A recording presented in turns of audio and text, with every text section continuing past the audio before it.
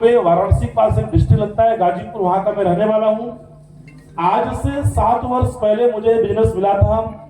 जिस समय मुझे बिजनेस मिला था उस समय मेरी जो पोजीशन थी, या मैं बोलूं कि मेरी लाइफ की जो कहानी है वो बिल्कुल जो है बहुत ही गरीबी से भरी हुई है।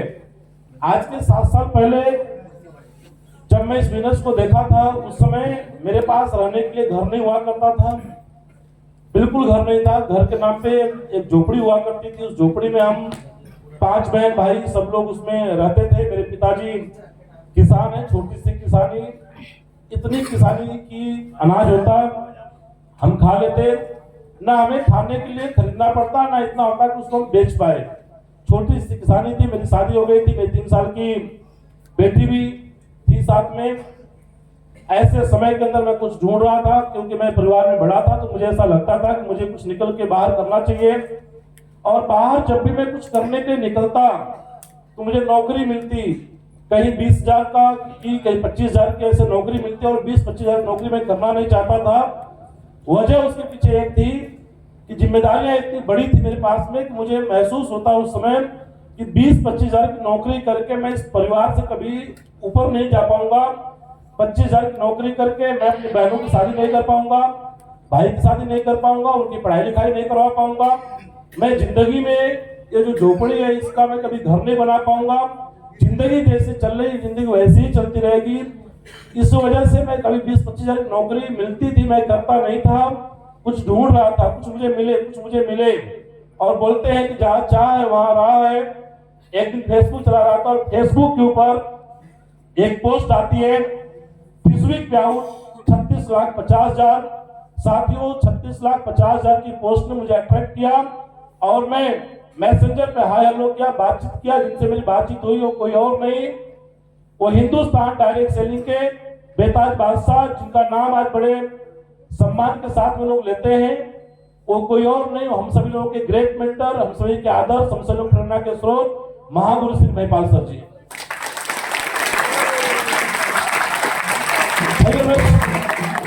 Thank you.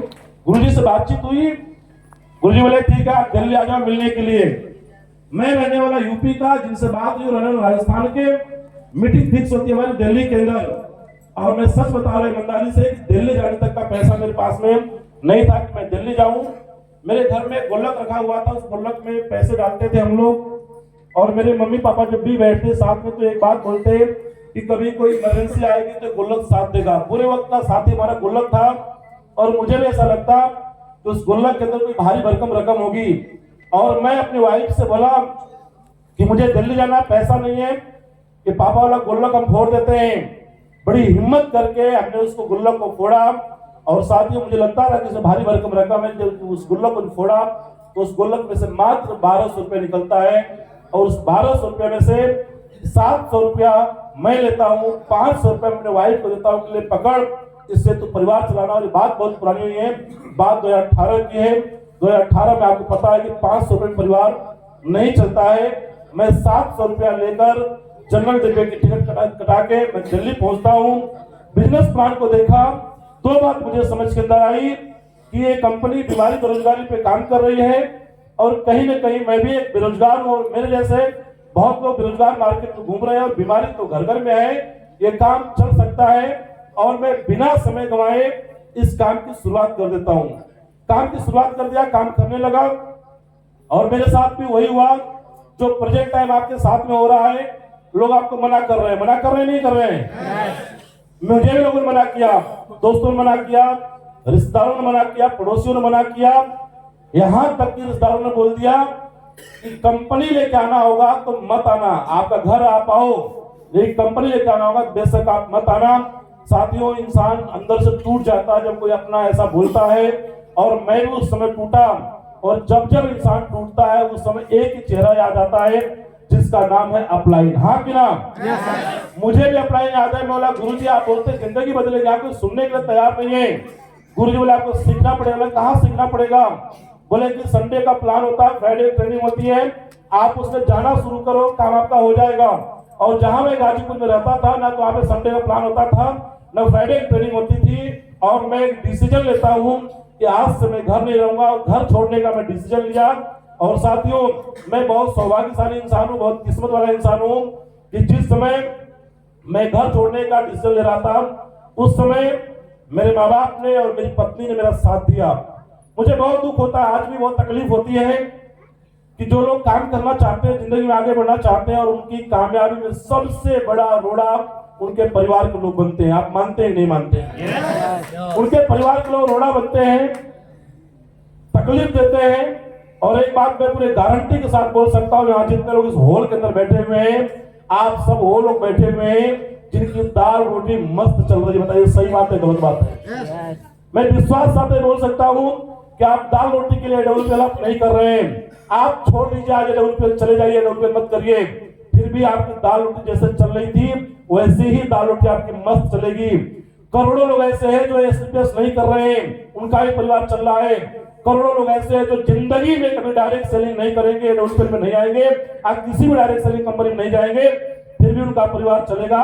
इस बात से एक बात तो तय हो जाती है कि हमारी कंपनी में जितने भी लोग आए हुए हैं, दाल रोटी के लिए कोई नहीं आया हुआ है। दाल रोटी तो नौकरी करके भी चल जाती, मजदूरी करके चल जाती, फैक्ट्री में काम करके चली जाती, अपना पेट पालना होता और दाल रोटी चलानी होती तो कहीं और भी काम कर लेते।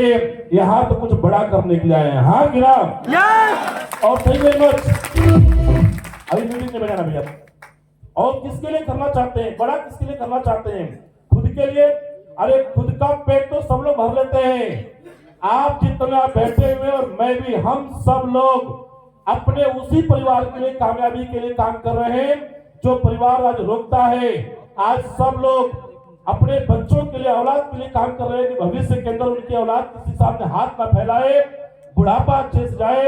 ये जो पत्नी साथ में शादी करके आई है, साथ फेरे लेके आई है, ये भविष्य में कभी इसको तकलीफ ना हो। ये जो माँ बाप है जब बुढ़ापे में जाए इनको कोई तकलीफ ना हो। जिस परिवार के लिए हम और आप संघर्ष करते हैं, जिस परिवार के लिए खून पसीने बहाते हैं, जिस परिवार के लिए हम रातों दिन एक करते हैं, जब वो परिवार साथ नहीं देता है उस समय बड़ी तकलीफ होती है। उस समय बड़ी मतलब कि अच्छा सुनिए भैया, आप लोग बीच में मूवमेंट न करें प्लीज, उठ जाएगा। तो बात चल रही थी कि जिंदगी के अंदर कभी भी हम लोग जब कामयाब होने की बात करते हैं तो कामयाबी उस परिवार के लिए करना चाहते हैं, लेकिन वो परिवार साथ नहीं देता है। लेकिन मैं सौभाग्यशाली हूं, किस्मत वाला इंसान खड़ा हूं आप सामने कि उस समय मेरे माँ बाप ने, मेरे परिवार ने मेरा साथ दिया। मेरी वाइफ जो शादी होने के बाद, मुझे पता नहीं था कि बीवी का कोई खर्चा भी होता है। 200 रुपए की साड़ी पहन को गुजारा करती थी। कोई मेरे घर में कोई त्योहार नहीं बनता था। यहाँ तक कि जब बारिश होती थी तो बारिश के महीने के अंदर आधा पानी घर के अंदर, आधा पानी घर के बाहर। बारिश के महीने में 3 दिन मेरे घर में खाना नहीं बनता था। कभी बारिश की वजह से कभी ईंधन भीग जाता, कभी राशन भीग जाता, कभी बिस्तर भीग जाता, तो हम सो नहीं पाते। 2019 तक मेरे घर में गैस सिलेंडर नहीं था। मेरी वाइफ अखबार जला जला के मेरी बेटी का दूध गर्म करती थी। उस दौर से मैं गुजरा हूं जिस दौर में मेरे घर में 1000 रुपया भी 1 लाख के बराबर लग रहा था। उस समय उन्होंने मेरा साथ दिया। मेरे माँ बाप बोले बेटा जाओ, इससे बुरी हालत कुछ नहीं हो सकती है, हमें विश्वास है जो तुम करोगे अच्छा करोगे। और मेरी बीवी अच्छे परिवार से है, अच्छे उनके परिवार में गवर्नमेंट जॉब वाले लोग हैं, संपन्न परिवार से, लेकिन शादी होकर हमारे घर में आ गई। तो फिर वो गरीबी में हमारे साथ सर्वाइव किया। कभी उन्होंने मुंह नहीं खोला।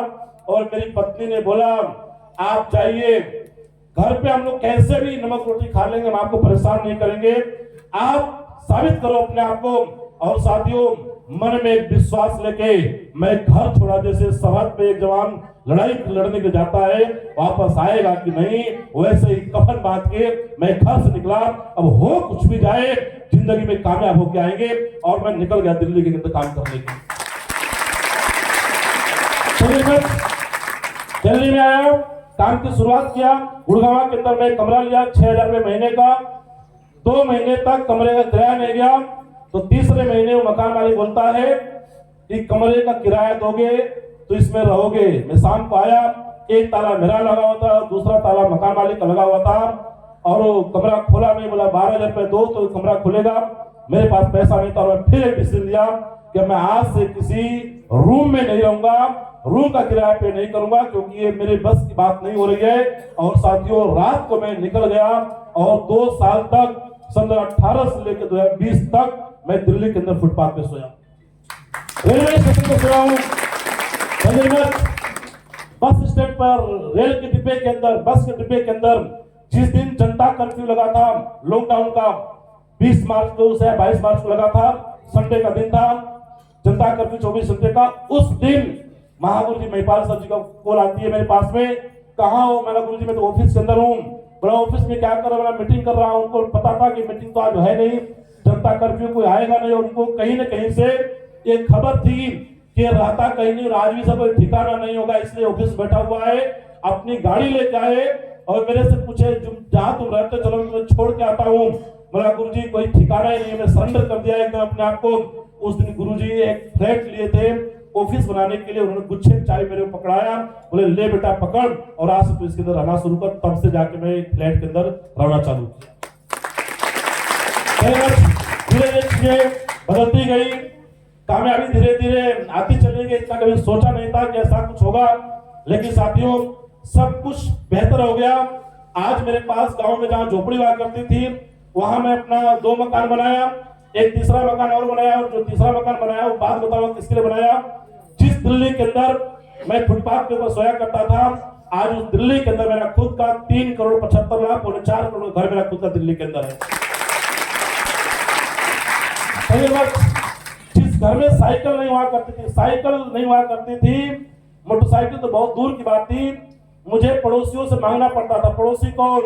सगे चाचा, सगे ताऊ, उनसे मांगना पड़ता था कि मोटरसाइकिल दे दो, आज कहीं जाना है, ससुराल जाना है। कई बार ऐसा हुआ कि मेरी बीवी तैयार बैठी है ससुराल जाने के लिए और मैं मोटरसाइकिल मांगने गया हूँ। 4 दिन पहले अपॉइंटमेंट लेना पड़ता था कि मुझे उस दिन जाना है, और मेरे घर में शक्ल देखनी पड़ती थी कि पापा कहेंगे तो चाचा मोटरसाइकिल दे देंगे, या मम्मी कहेगी तो मोटरसाइकिल मिल जाएगी, या मैं जाऊंगा तो मोटरसाइकिल मिल जाएगी। बड़ी हिम्मत जुटा के जाना पड़ता था मोटरसाइकिल मांगने के लिए।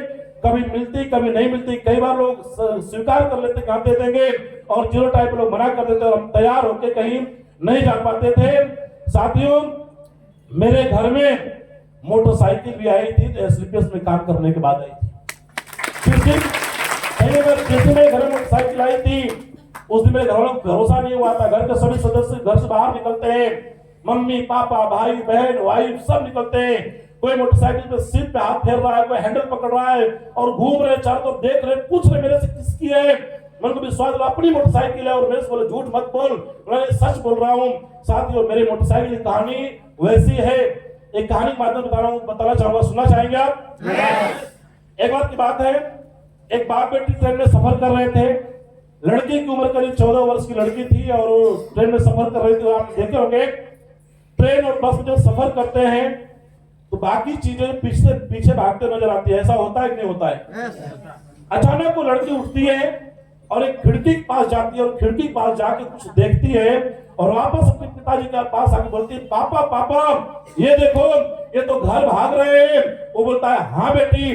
फिर दूसरी खिड़की पे जाती, बोलती पापा ये तो पूरी जमीन भाग रही है। बोलता हाँ बेटी। फिर तीसरी खिड़की पर, पापा ये तो पेड़ भाग रहे हैं, आसमान घूम रहे हैं। कभी इस खिड़की उस खिड़की बार बार जा रही है और आ रही है, और उसके पिता हर बात को जवाब दे रहे हैं, हाँ बेटी हाँ बेटी हाँ बेटी कर रहे हैं। और हाँ बेटी करते करते उनके आंखों में आंसू आए।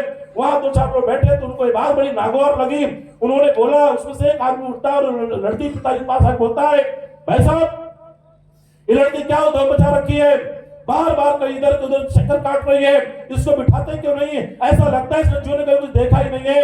जैसे उसने सेंटेंस बोला इसने कुछ देखा ही नहीं है। उसके पिताजी और तेजी से रोने लगे और रोते रोते बोले, भाई साहब आप बिल्कुल सही कर रहे हैं, क्योंकि ये बेटी जन्म से अंधी थी और इसने अभी अभी देखना शुरू किया। इसके आंखों की रोशनी नहीं अभी आई है, अचानक आई इसकी आंखों की रोशनी। और साथियों मेरे परिवार का हर अचीवमेंट उस नई रोशनी के समान था। मेरे घर में मोटरसाइकिल आई, हमें बहुत खुशी हुई, बहुत मिठाइयां बांटे, खुश थे हम लोग। हमें ऐसा लगता था हमने पूरी दुनिया जीत ली है। फिर धीरे धीरे बात बनती गई, चलती गई। गाड़ी लेने की बात आई, मैं लोन करवाने के लिए 16 बार मेरा लोन रिजेक्ट हुआ, और मैं जिंदगी की पहली कार एसलीपीएस लेके आया। ना कोई छोटी कार ना कोई मिडिल कार, एक कार लेके आया। और कार मेरे पास 60 लाख रुपए की ओडी A4 कार, पहली कार मेरे पास है। आज सब कुछ बदल गया। आज करोड़ों की इनकम, लाखों रुपया पर मंथ की इनकम, मैं कामयाब हुआ, बड़ी बात नहीं है। आज मेरी टीम में 40 से ज्यादा लोग आज कामयाब हैं, 40 से ज्यादा लोग आज अपनी लग्जरी गाड़ियों में चलते हैं, डायमंड है लोग। आज सब कुछ बेहतर है, देश विदेश की यात्राएं हैं। मेरी 2 बेटियां, एक बेटी मेरी 11 साल की है, एक बेटी मेरी 3 साल की है। जो मेरी 3 साल की बेटी है, दूसरी बेटी, उसका नाम बड़े प्यार से हमने परी रखा हुआ है। उसकी भी कहानी बताऊं मैं आपसे। जब मेरी पहली बेटी जब पैदा हुई थी तो मेरे ससुर जी मेरी वाइफ को मोटरसाइकिल बिठा के सरकारी हॉस्पिटल ले गए थे, और जब आए भी थे डिलीवरी के बाद तो मोटरसाइकिल से लेके आए थे। जब मेरी दूसरी बेटी पैदा हुई तो मैं 60 लाख रुपए की गाड़ी अपने वाइफ को बिठा के ले जा रहा था, और हमारे आंखों में आंसू थे, और एक दूसरे को हम देख रहे थे। हमने क्या जिंदगी यार, एक जिंदगी वो थी और एक जिंदगी आ जाए। और छोटी सी नन्ही सी परी जब पैदा हुई उसको हम घर लेके आ रहे थे तो झोपड़ी में लेके नहीं आए, उसको शानदार फ्लैट के अंदर लेके आए और 60 लाख रुपए गाड़ी में बिठा के ले गए। बचपन से बड़े होने तक हमने कोई सुख नहीं देखा था, लेकिन वो बेटी जो अभी 3 साल की है, जब वो 2 साल मात्र की हुई थी तो 2 साल की उम्र में ही वो 5 देशों की यात्रा कर चुकी थी, 5 देशों घूम के आ चुकी थी। आज सब कुछ एकदम मस्त चल रहा है। और एक बात मैं बीच में छोड़ा था लास्ट में बताने के लिए कि मैं एक घर भी और बनाया, बताया था आपको ना। उस घर की कहानी सुनिए। वो घर किसके लिए जाना चाहेंगे आप? पूछे किसके लिए? ऐसे नहीं बताऊं, पूछे किसके लिए? किसके लिए? वो घर भैंस के लिए। गरीबी के वक्त में गाय और भैंस ने बहुत साथ दिया हमारा। मेरे पिताजी 1200 रुपए गाय लेके आते और मम्मी पापा उसको मिलकर इतना घास भूसा खिलाते कि वो 250 ग्राम दूध देने वाली गाय जो है मेरे घर पे 1 महीने बाद 2-2 लीटर दूध देना चालू कर देते और लोग पहचान नहीं पाते कि वही गाय है क्या। तो गरीबी के समय में गाय और भैंस ने मेरा बहुत साथ दिया और मुझे ऐसा लगा कि इनके लिए कुछ करना चाहिए। आज भी मेरे घर में गाय भैंस बड़े शौक से पालते हैं, क्योंकि उनके साथ बड़ा पुराना गहरा रिश्ता नाता है। तो घर के सामने 25 लाख रुपए लगा के घर और बनाया। लोग आगे पूछते हैं कि ये घर किसका बन गया, बड़े प्राउड के साथ बोलते, बड़ा फक्र महसूस होता है। एक है घर किसी और नहीं, एक घर भैंस का घर है, बड़ा मजा आता है। सब जिंदगी बिल्कुल बदल गई है। मैं जानना चाहता हूँ 5-7 साल काम करके अगर जिंदगी में परिवर्तन आए, क्या 5-7 साल तक एडी से चोटी तक का दम लगाना चाहिए, हाँ कि ना? यस और नो? अब सब कुछ मस्त हो गया है। अभी मैं महीने के 8 लाख रुपए कमाता हूँ। मैं कम बताता हूँ, मैं कमाता ज्यादा हूँ, बताता कम हूँ। मैं उतना ही बताता हूँ जितना मैं दिखा पाऊँ, क्योंकि हमारी कंपनी में कैपिंग कितनी है? कितनी कैपिंग है? 2 लाख रुपए हफ्ते की, हाँ कि ना? तो 2 लाख से ऊपर जाता, मैं 2 लाख ही बताता हूँ। महीने में 4 हफ्ते होते हैं, यस और नो? लेकिन दिसंबर और जनवरी में देखोगे तो 5 सप्ताह, 5-5 सप्ताह। दिसंबर में 5 है, जनवरी के अंदर भी 5 है। तो किसी महीने 8 लाख आते हैं, किसी महीने 10 लाख रुपए आते हैं। मैं जानना चाहूंगा 7 साल काम करते हुआ है, घर भी बन गया, कोई लोन नहीं है, गाड़ी पर भी कोई लोन नहीं है, सब कुछ मस्त चल रहा है। क्या 8 लाख रुपए जिंदगी जीने के लिए क्या कम होते हैं? क्या लगता है 8 लाख रुपए का राशन खा जाते होंगे हम लोग? खा जाते होंगे? कितना खाते होंगे? 8 लाख का राशन खाते खाते ना आदमी जिंदगी निकल जाएगी पूरी। कितना लगता है? 10,000 महीना लगता होगा। बहुत अच्छा खाओगे 20,000 रुपया, बहुत 50,000 बहन के नहीं खा पाएंगे। 50,000 खाने के लिए रोज पनीर खाना पड़ेगा, तभी नहीं खा पाएंगे। और रोज पनीर खाएंगे तो 4 दिन बाद 5 दिन हॉस्पिटल में होंगे। यस और नो? रोज का खाना तो दाल रोटी ही ठीक लगती है, यस और नो? क्या दाल रोटी 8 लाख रुपए लग जाते होंगे? खूब खींचता लोग, कितना खर्चा लग जाता होगा? लाख रुपया, 2 लाख रुपया, 3 लाख रुपया, 4 लाख रुपया पैसा आता है। एक हफ्ते का वो खत्म नहीं होता है, दूसरे हफ्ते का टक करके अकाउंट में होल्ड हो जाता है।